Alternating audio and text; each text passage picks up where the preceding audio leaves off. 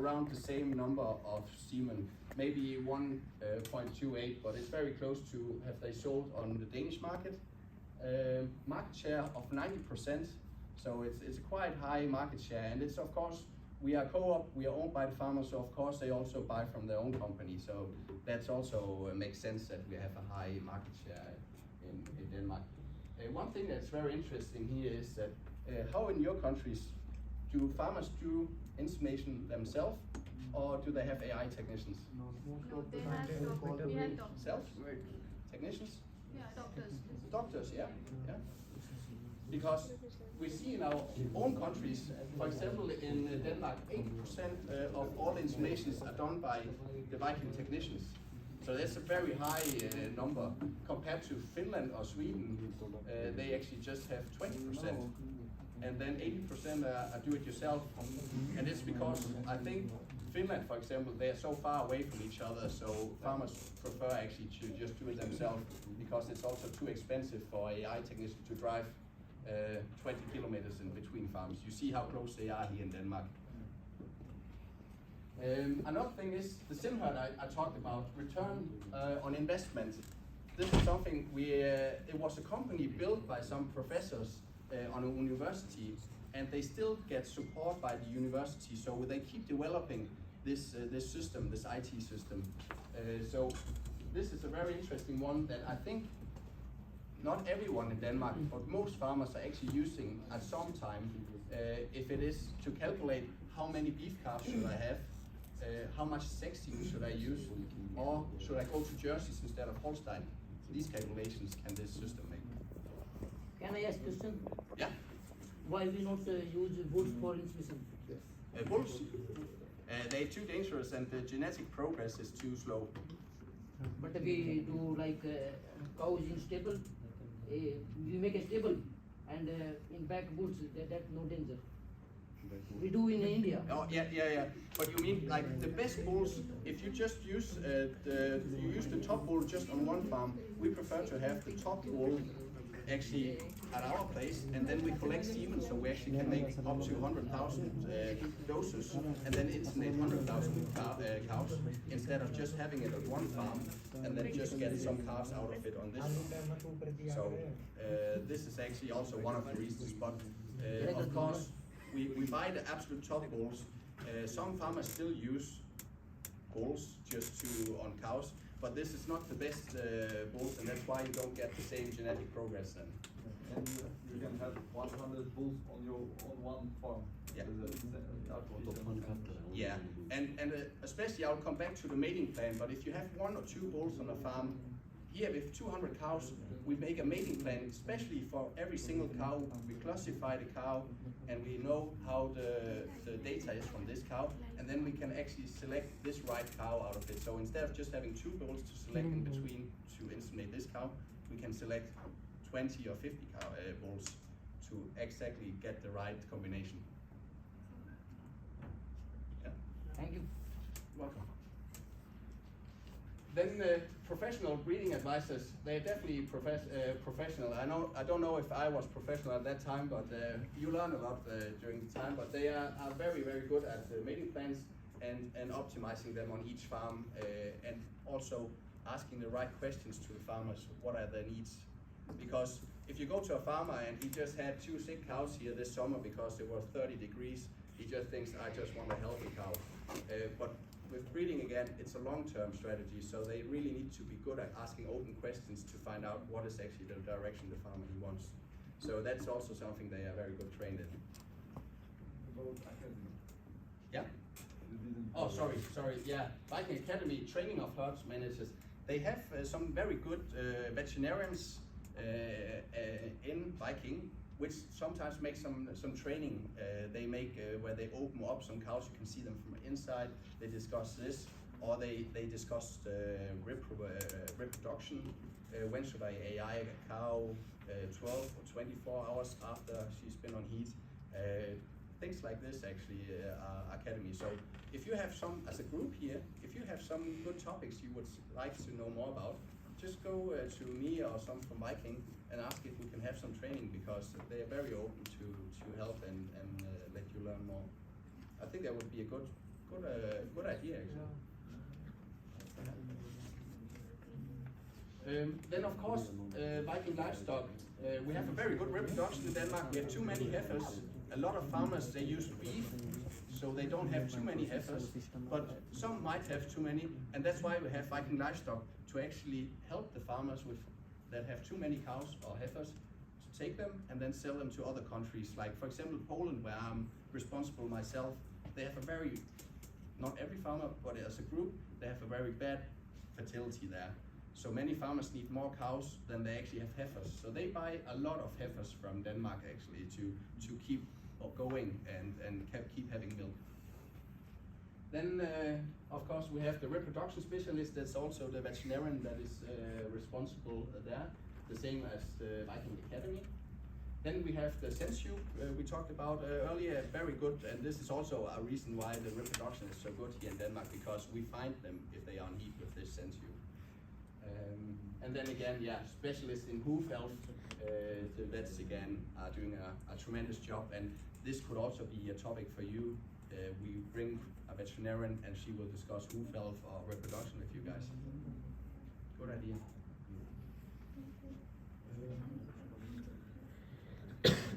This here are the main areas for Viking Denmark. They have 20 breeding advisors in total, seen all over Denmark.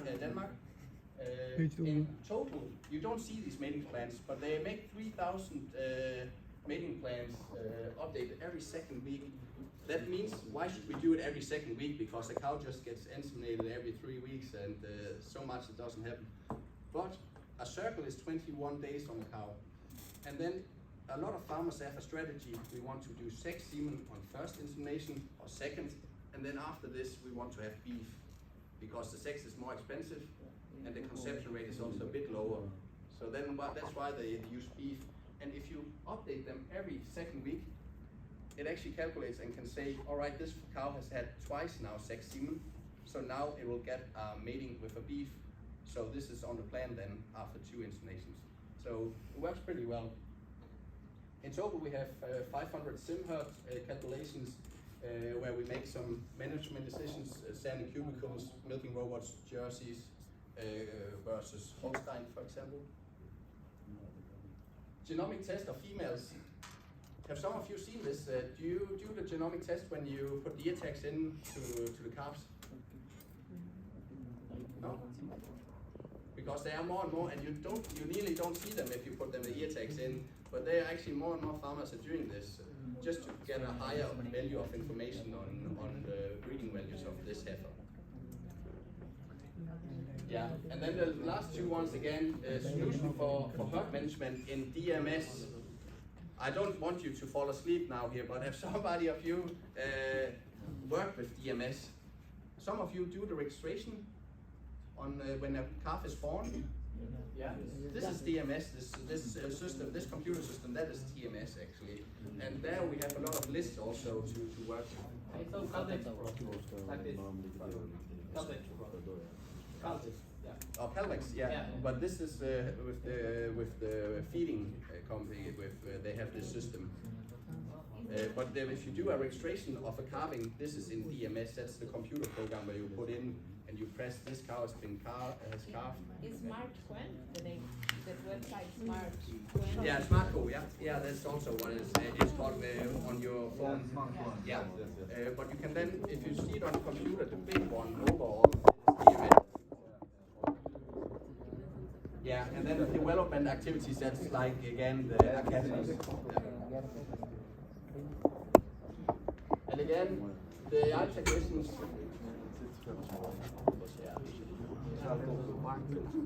As some of you responsible for looking after pregnancies, working with the AI technicians. Have some of you seen the scanner in and the picture?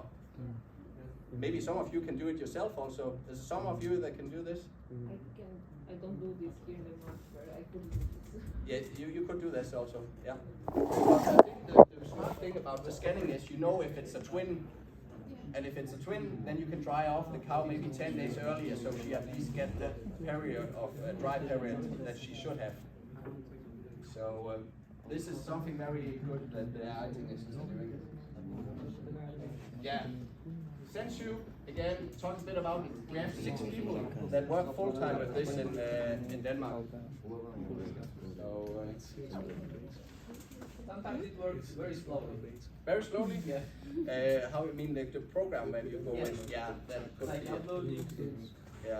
Yeah. It takes time sometimes. I know that it's a big system, so we might need to have some more what you may megabyte or something on the computers there. I don't think it would work in Germany because that connection is very bad some places. Yeah, and then again the livestock sales. We sell in total 8,000 heifers out of the EU and 3,500 heifers and cows to other countries outside the EU. So there's quite a lot of heifers and cows going to somewhere else around the world. Any questions about here in Denmark? Because now I will actually go to Viking genetics overall. So if you have any questions about Viking Denmark, where you have seen something on the farm and think, why do we do like this or something, please come in with them.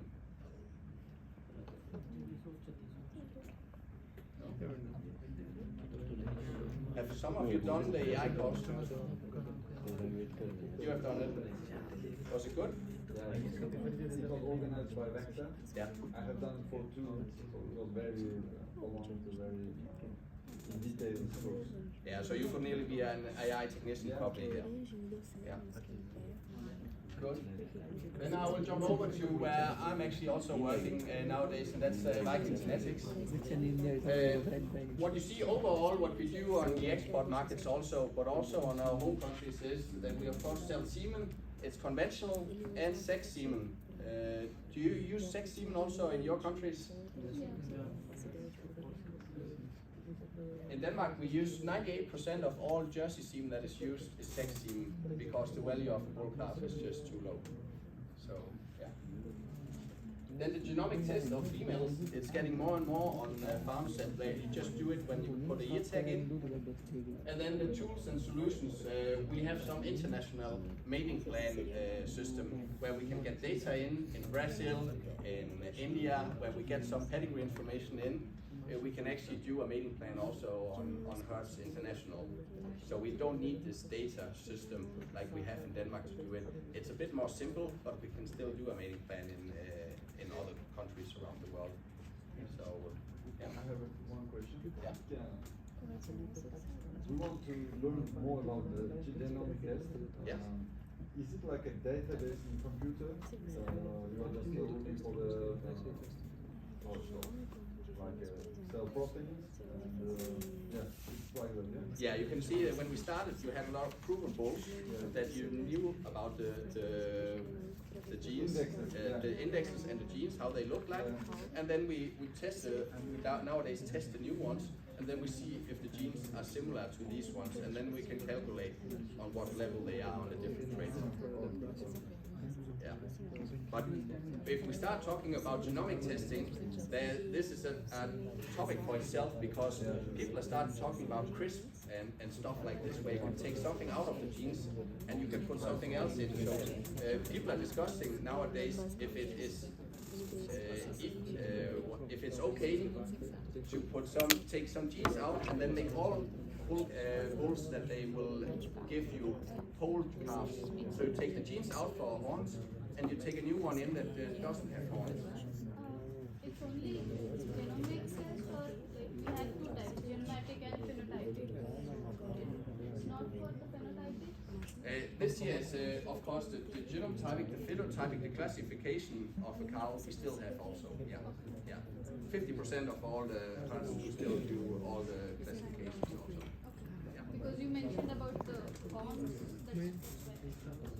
Yeah, that's correct. Yeah, and some bulls they might give you whole calves, but they have these very bubbly horns. You can see they actually not horns, but they look like it. Again, some key factors. We have 780 purebred registered dairy cows on the home markets. So there's Sweden, Finland, and Denmark again.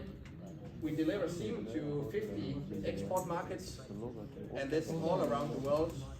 Asia, South America, North America, Europe, Africa, Australia. We have 170 employees in now 7 countries, so the US also now. And in total, every year we sample 167 bulls where we collect semen from. That's not much actually, but this is what we do at the moment. And then we do big investments. Have some of your guys here, have you been so lucky to see some farms where they have the CFIT cameras? Yeah, You seen them? camera. Yeah, the camera, they're all Yeah. on the top? Yeah, in table stable. Yeah. Will be milking. Yeah, wait. No. Oh, so they look after you? No. No, I don't. I'm not sure about the cameras, if they look after me also, if I'm getting more heavy or not.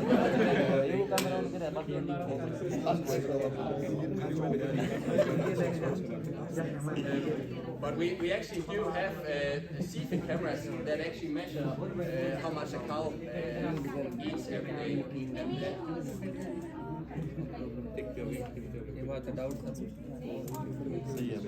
I'll show you later on.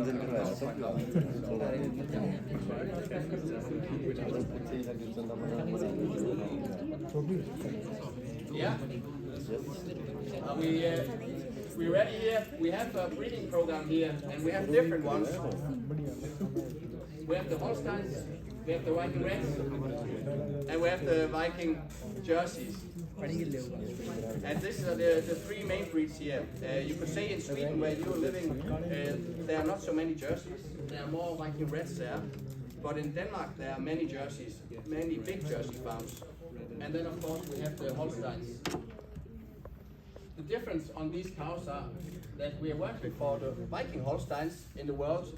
We are working on a medium-statured cow that is very much healthy. That's what we've been breeding for the last 40 years. So if you look on worldwide on the Holsteins, we can see that ours are a bit smaller than the Americans, for example, but they are a lot more healthier. They are also stronger cows and still high producing. If you want a bit more healthier cow that has strong hooves and very good tilt, then you should use a Viking Red. Many farmers in Denmark, they say that a Holstein cow pays for a comfortable farmhouse or barn, like sand in the cubicles and stuff. They pay this extra. They don't produce the same in an old barn, but a red cow doesn't care. They can still produce in an old barn also. So that's why many on the export markets, they actually select the red cow instead of a Holstein, because they are just more trouble-free cows. Then the third breed is the Viking Jerseys. And the Viking Jerseys, we use them because if you want to have high components, very good hooves, and then it's also a question about environment. Here in Denmark, you can actually have 20% more cows of Jerseys compared to a Holstein per hectare. So here in Denmark, it's actually more and more farmers are going over to Jerseys. And the same is what we see in Germany at the moment. Because high components, you can have more cows per hectare, but you earn the same amount of money on one cow of Jersey compared to a Holstein. So overall, you actually make more money as a farmer. By high components, you mean like fat percentage and protein percentage? Yeah, and we are around 6% in fat, 5.97. I work on Jersey cows. Yeah. So that's because I found, before I used to work on Holstein HF cows, so I noticed that difference between the fat percentage and protein percentage. Have you also noticed the temperament of the cows? You see the Holsteins, they are faster scared of you. Where if you go through a Jersey herd, you are wet everywhere after you've been there. They are curious, and that's why also some farmers, and we also do this on the export, if you have milking robots, they are more curious. So they learn faster to go into the robots compared to a Holstein that is a bit scared of the new things. So that's also why they are pretty good on this. Then we have some concepts also. And this is next door to us, all the guys from the pig industry that are working with piglets are next to us. And when you slaughter one, they are nearly all crosses because they cross them every time because they're healthier, they grow faster. And we can also see with cows, it's a lot more traditional. It's a lot more about passion here. Or I love the Holstein cow. It has to be big or something. But we can see actually by doing crossbreeding, for example, Crocus with Holstein, Viking Red, and Montpellier, you get a healthier and stronger animal with better fertility, better hoof health. So that's why many farmers at the moment are changing from Holstein or pure breed to actually do crossbreeding. Sorry. Viking Golden Cross is a different cross. You can see that these are smaller animals because you cross with Holstein, Viking Red, and Jerseys. So they will be smaller, but they are very good. For example, in New Zealand, they do a lot of Golden Cross there, where they do with crosses with Jersey and Holstein. They call it Kiwi Cross also, but then we also have the Reds in because there need to be 3 breeds in to keep the heritability up. So Golden Cross is more to the places where you do a lot of grassing, South Africa, Australia, New Zealand, South America, some places also we see some very good herds that are doing Golden Cross. And then the end, Viking beef, and it's probably not what you think. It's not for pure breed we buy beef bulls in. The only bulls we buy from Viking side is actually for dairy farmers. Because we see that it's more and more farmers are asking they want to have a crossbred beef calf on their dairy because they say that's too low value on this cow. We still want to milk her, but genetic wise she's too low, but we still want to milk her. So then we bring a beef calf on. So the most important part for your guys out there is it needs to be easy calving. Easy calving, and that's why we actually focus even more on the bulls that we buy from the different breeds that they're easy calving compared to if you would buy a bull for purebred. So if you buy a Viking beef bull, you can be sure that if they are tested and we still sell them, they are very good for calving.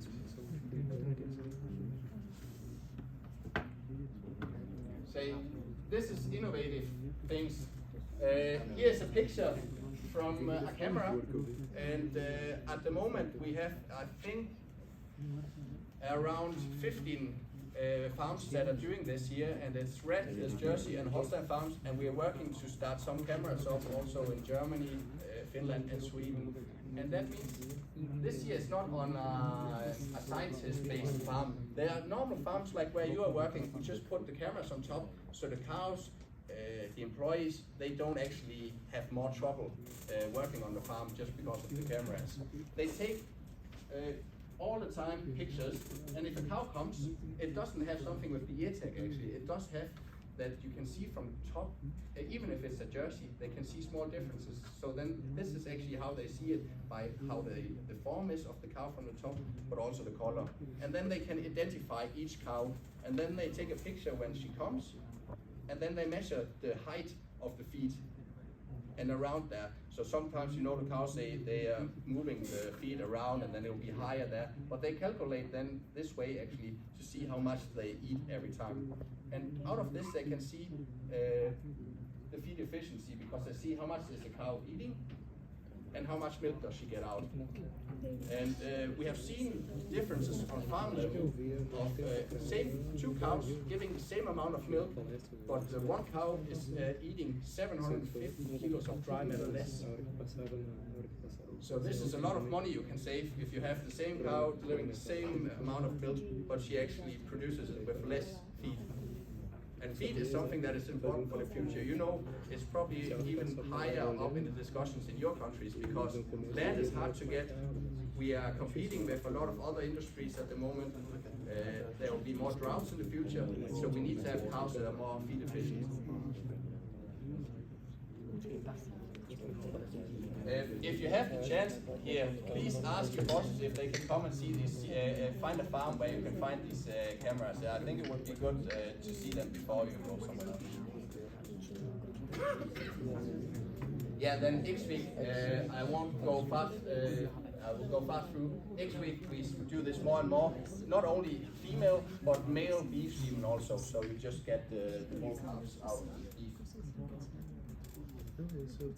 Here you can see that we still believe that we have been pioneers for health traits. Many farmers still believe we just go for production, but this is not true. If you have a healthy, it's the same if you play soccer or cricket or whatever your sport you have in your local country. If you have a superstar that has a high talent, but if they are injured all the time, they will never do it good. But if you have one that is also always healthy, they will actually do better compared to the big talent that always is injured. So that's why we believe still that we've been breeding for health traits the last 40 years. And that's why we also see a high production. Of course, there are also technology, there's feed in it, but there's also the genes in it. So you see, we started in 1980, and we've been through other health within nearly 40 years or more than 40 years. General health, ketosis, early reproduction disorders, and so on. Longevity came in 2005. Hoof health, we started collecting data in 2003. And 2011, the index came. So we don't just put out some index and say, oh, please buy our product. It's very good. We actually are data-based. So we want to have enough data before we make an index. And that's why hoof health came then in 2011. Young stock survival, how good are the calves when they're born, and how many of them survive until they are cow. And then safe feed has been since 2020. Questions? Yes. Yeah? What is the feeding strategy of cattle in one day? Feeding strategy of cattle. Feeding. Like how many kilogram in one day cattle? Oh, that's a good question there. It's around 30 to 40, depending on what farm and breed, of course, kilos. So, but it's much. If it's a Jersey, of course, it will be less. It's also again, if it's an organic farmer, how much grain you put into the ration. So I would say that I cannot just say, but between 30 and 40, I would say, but it's very depending on what breed and what management level you have. So it's. I would say it's. I would prefer to say that you need to ask the specific farmers because there will be big differences there. So because organic farmer is a lot of grass and a lot of things like this compared to if you have milking robots, conventional, there's a lot more grain into it. So there will be big differences there on the feed ratio.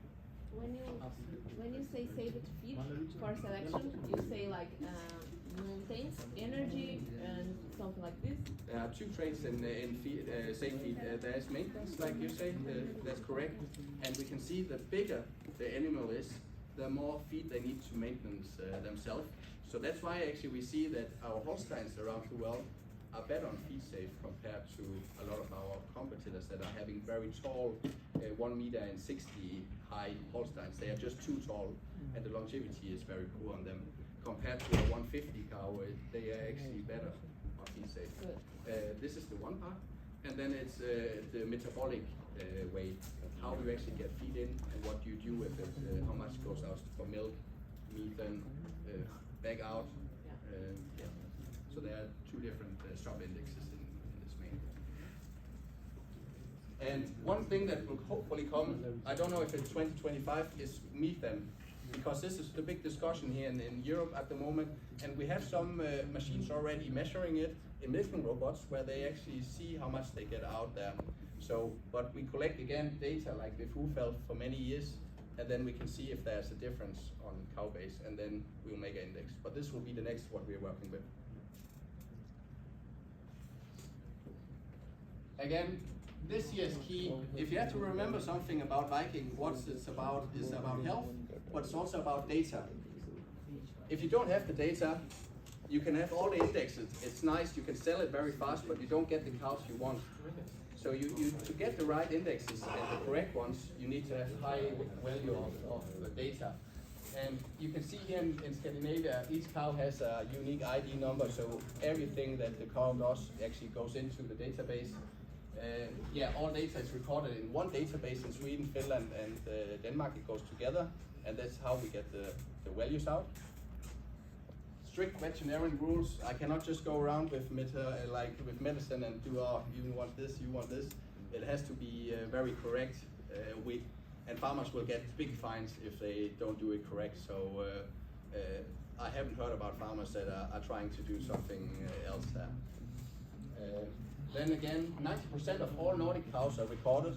We see in other countries, Germany, it's probably around 50-40%, and other countries like Poland, it's a lot lower even. So it's a high amount. So it's not just, and yeah, again, we have on different product systems. Are there some are you working on farms with milking robots? Because we have milking robots, we have carousel, we have parlor, normal parlor, we have organic farmers, 18% of organic farmers in Denmark. So there are many different systems, but all this data goes actually in Sweden. They have a law saying that the cows need to be outside the whole summer. So actually also there we have for cows that are all summer out, all the data in. So I think that's quite important also. And then of course, we keep improving. We never stop here. That's why we start with methane. What will be the next one? What brings the farmer value if we can breed for it? If it doesn't bring value for the farmer, we don't breed for it.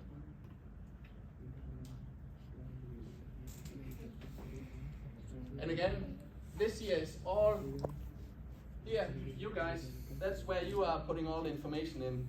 But it's only the veterinarians, when they come on the farm, they also put information into there and it goes into the database. Hoof trimmers, not everyone, but a lot of them, they actually do the data and send it into the database. Technicians, of course, classifiers,